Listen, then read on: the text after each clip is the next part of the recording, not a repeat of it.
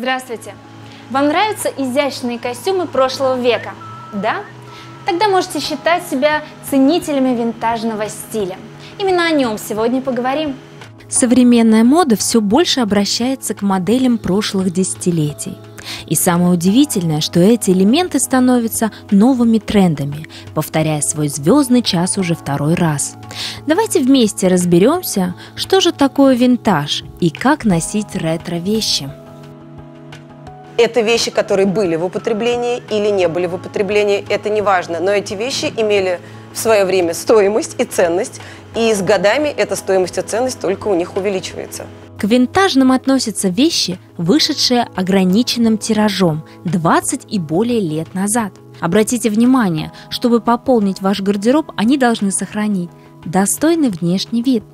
Лучше всего винтажный стиль сочетать с современными вещами. К примеру, на нашей чудесной модели костюм Шанель 90-е годы.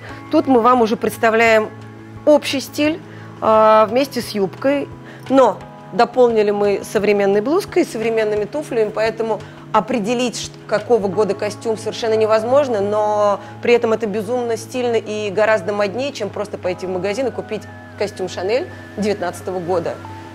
Для ценителей это роскошь найти такой костюм. Это действительно уже редкий экземпляр, который остался в таком изумительном состоянии. Действительно, костюм от Шанель конца прошлого века – это настоящее сокровище.